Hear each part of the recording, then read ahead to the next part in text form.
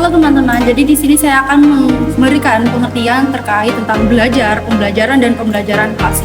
Jadi teman-teman, belajar ini apa sih? Nah, belajar merupakan suatu proses atau upaya yang dilakukan oleh individu untuk memperoleh perubahan dalam tingkah laku. Nah, proses belajar ini mencakup penerimaan pengetahuan baru, perubahan sikap, dan pengembangan keterampilan, serta nilai positif sebagai hasil dari pengalaman. Nah, dalam konteks belajar ini, individu secara aktif terlibat dalam mengubah atau meningkatkan pemahaman dan keahliannya.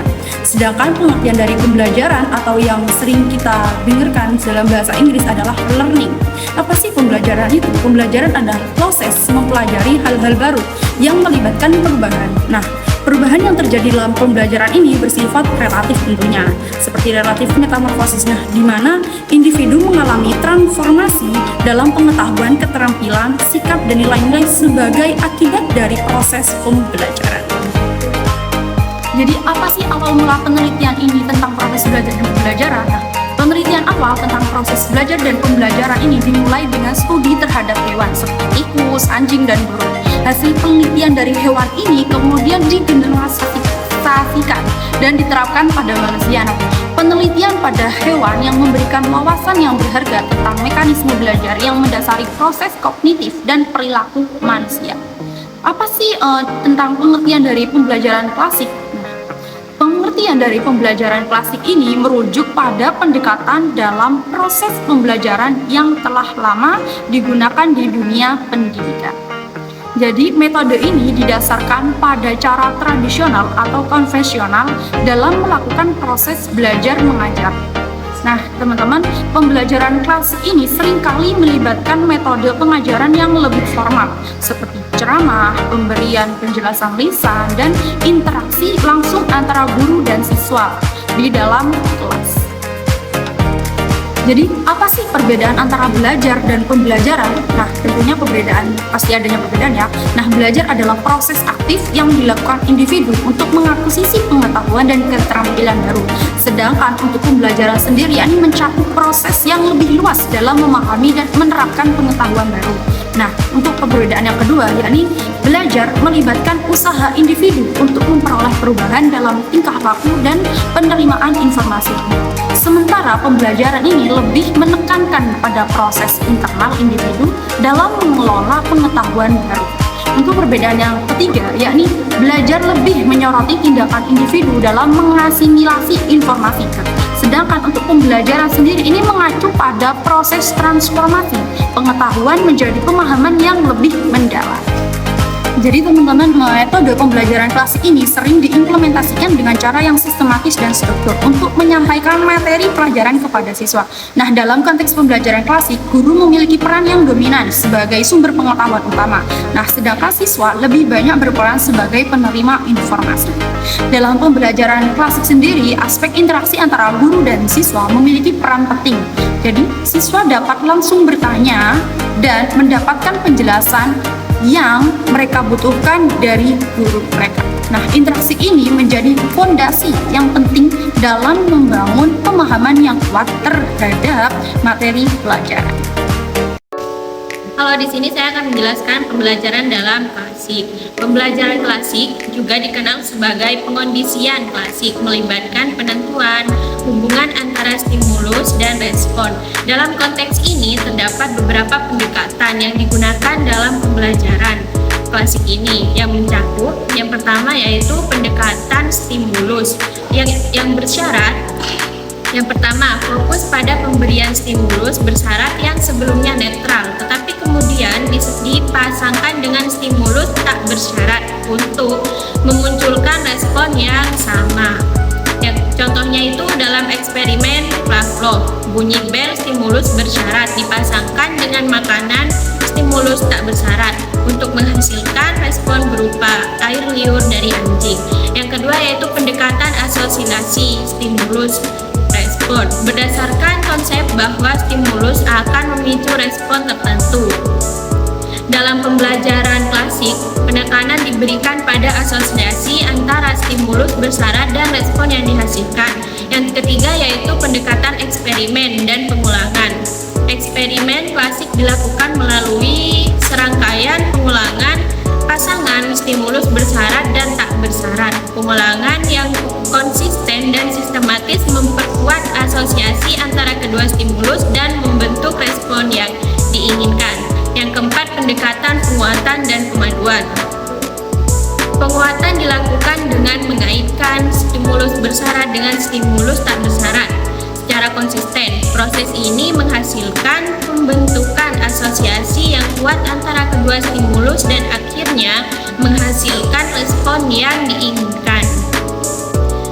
Dengan memahami pendekatan dalam pembelajaran klasik, kita dapat melihat bagaimana proses pembelajaran ini terjadi melalui hubungan stimulus atau respon yang membentuk melalui pengulangan dan asosiasi antara stimulus bersyarat dan tak bersyarat. Dalam konteks pembelajaran klasik dalam psikologi, pembelajaran asosiasi dan pengamatan merupakan konsep yang sangat penting. Berikut adalah penjelasan spesifik mengenai kedua konsep tersebut. Yang pertama ada pembelajaran asosiasi. Pembelajaran asosiasi dalam pembelajaran klasik mengacu pada proses pembentukan hubungan antara dua rangsangan atau stimulus yang berbeda. Konsep ini pertama kali diperkenalkan oleh Ivan Pavlov dalam eksperimennya tentang refleks saliva pada anjing. Yang kedua ada pembelajaran pengamatan. Pengamatan dalam konteks pembelajaran klasik mengacu pada proses belajar melalui observasi dan peniruan perilaku orang lain.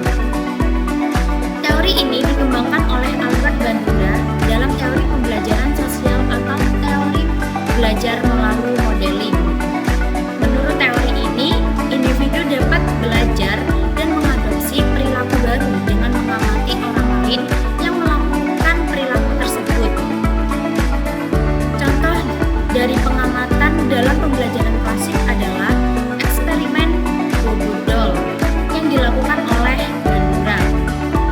Dalam eksperimen ini, anak-anak belajar untuk meniru perilaku agresif terhadap boneka Bobo setelah melihat orang dewasa melakukan perilaku agresif terhadap boneka tersebut.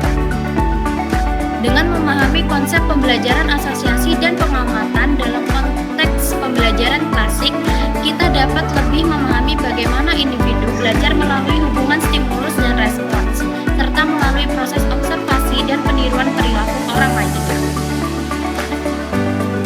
Pengkondisian klasik dan instrumental adalah dua jenis pembelajaran yang berbeda dalam psikologi. Berikut ada penjelasan singkat mengenai keduanya. Pengkondisian klasik. Definisi pengkondisian klasik juga dikenal sebagai persyaratan klasik adalah jenis pembelajaran yang dikembangkan oleh Ivan Pavlov. Dalam pengkondisian klasik, stimulus asli dan stimulus netral dipasangkan secara berulang-ulang, sehingga stimulus netral tersebut dapat memunculkan reaksi tertentu yang sebelumnya hanya dihasilkan oleh stimulus asli. Contoh klasik dari pengkondisian klasik adalah eksperimen Pavlov dengan anjing, di mana anjing belajar untuk meningkatkan bunyi bel dengan makan dan kemudian mulai mengeluarkan air liur ketika hanya mendengar bunyi bel. Definisi pengkondisian instrumental yang juga dikenal sebagai conditioning operant ditemukan oleh B.F. Skinner. Proses pengkondisian instrumental berfokus pada hubungan antara perilaku individu dengan konsekuensi dari perilaku tersebut. Individu belajar melalui konsekuensi yang dihasilkan dari tindakan yang mereka lakukan. Contoh, jika seekor tikus memutar roda dan menerima makanan sebagai hasilnya, tikus tersebut cenderung untuk terus melakukan tindakan memutar roda karena makanan adalah konsekuensi yang memperkuat perilaku tersebut. Dengan memahami perbedaan antara pengkondisian klasik dan instrumental, kita dapat melihat bagaimana kedua jenis pembelajaran ini mendorong perubahan perilaku melalui proses yang berbeda.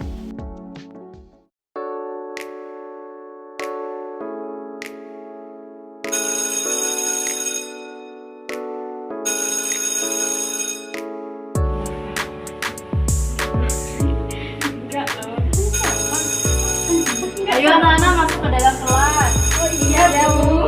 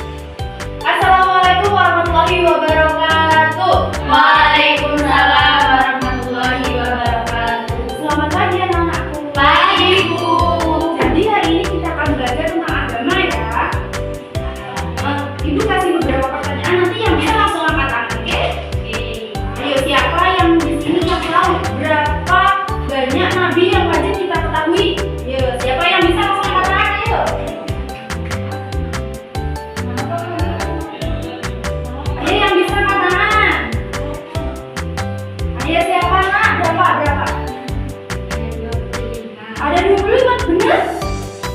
Wih, benar. Pintar. Ini siapa namanya?